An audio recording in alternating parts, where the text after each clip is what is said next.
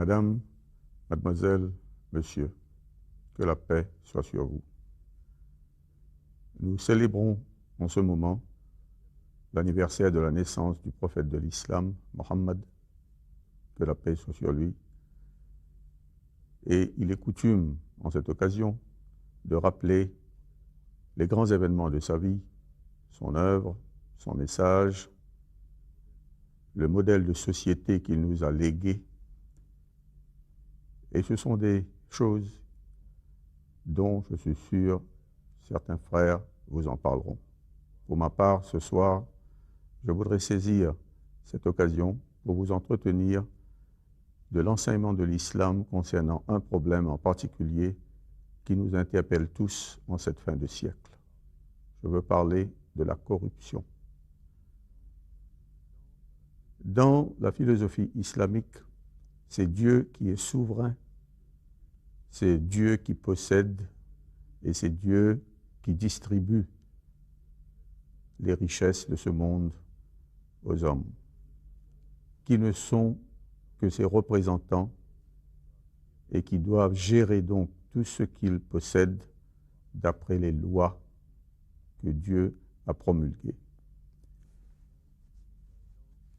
Dans le message du prophète, dans le livre révélé, le Coran qu'il nous a laissé, il est clair que l'homme doit gérer donc tout ce qu'il a reçu d'après ces lois qui sont pour tout le temps et qui sont irréversibles.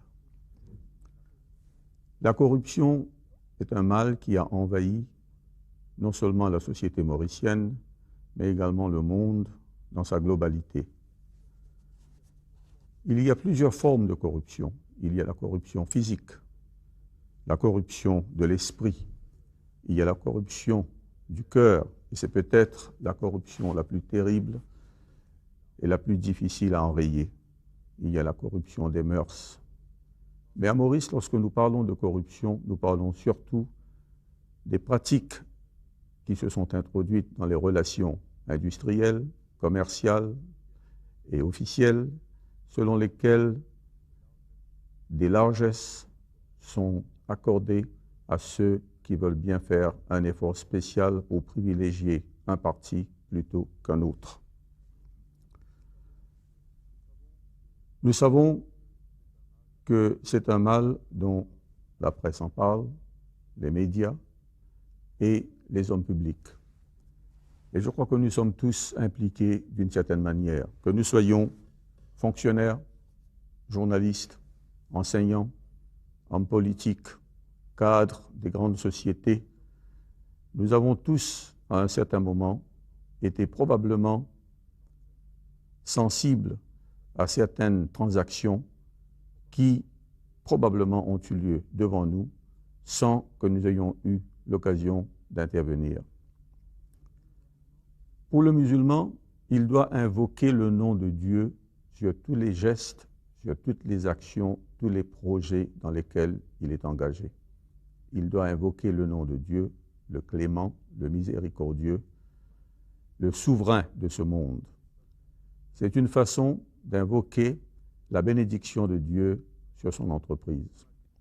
Nous imaginons mal qu'un musulman puisse invoquer le nom de Dieu lorsque, par exemple, il accepte un pot de vin ou bien il favorise une société aux dépens d'une autre ou aux dépens de l'intérêt public. Ce qui est plus grave, c'est que lorsque nous invoquons le nom de Dieu sur une entreprise, sur un projet, dans une décision qui nous affecte tous, nous espérons que le baraka de Dieu se trouvera dans ce projet, dans ce geste. Et par conséquent, les retombées bénéfiques seront pour nous une grande faveur divine. La contrepartie de cette situation est que lorsque nous commettons un impair, un acte illégal, nous savons que ce projet, bien qu'il puisse paraître avoir réussi ostensiblement, c'est un projet qui doit éventuellement être voué à l'échec. Il y a plusieurs aspects à la corruption. Il y a un aspect moral, il y a un aspect spirituel, un aspect social, un aspect légal et un aspect économique. Et ce n'est pas nécessairement une liste exhaustive. Dans son aspect moral, la corruption implique une trahison, parce que nous violons un code de conduite que tout le monde reconnaît. Dans son aspect spirituel, nous savons que nous mettons notre âme en danger. Dans son aspect social, nous connaissons son effet pervers sur la société, sur les mœurs. Dans son aspect légal, nous savons que nous commettons un délit punissable par la loi. Et dans son aspect économique, nous créons une économie souterraine, une économie où l'argent facile est utilisé pour toutes sortes de déprédations. Nous également, ce que nous faisons, nous dépressions les décisions qui sont prises, parce que beaucoup de projets coûtent beaucoup plus cher, parce que précisément de l'argent a changé de main sans qu'il y ait eu un résultat économique en retour. Donc, pour toutes ces raisons, nous savons que la corruption abaisse l'homme, provoque une certaine dégénérescence de l'âme humaine et nous mène tous vers la perdition. Ce qui est plus grave, il n'y a pas que cette trahison de la confiance qui a été placée en nous. Et une fois cette confiance trahie, parce que nous occupons un poste très important, nous savons que nous sommes obligés de mentir pour pouvoir couvrir le mal que nous avons fait. Et nous finissons par adopter une attitude hypocrite qui consiste à dire que nous continuons à mériter la confiance de ceux qui nous ont placés dans des postes importants. Donc, je voudrais ce soir rappeler que l'islam nous interdit de pratiquer la corruption, de l'encourager, parce que l'islam, dans sa plus simple expression, consiste à faire plaisir à Dieu.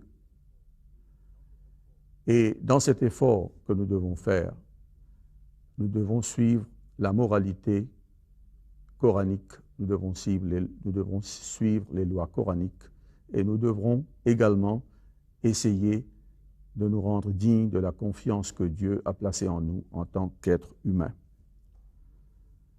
Une autre chose que nous devons réaliser, c'est que lorsque nous partons, nous n'emportons rien de ce que nous avons gagné illégalement, illicitement. Et même ce que nous allons léguer à nos enfants sera un poison qui va leur rendre la vie difficile, parce que ceux qui se rendent responsables d'actes criminels n'arrivent pas éventuellement à jouir des avantages qu'ils ont pu acquérir. Donc voilà ce que je voulais vous dire ce soir. Ça fait partie du message de l'islam, du message du prophète de l'islam, Mohammed, que la paix soit sur lui, dont nous célébrons en ce moment l'anniversaire de la naissance. Merci infiniment de votre attention.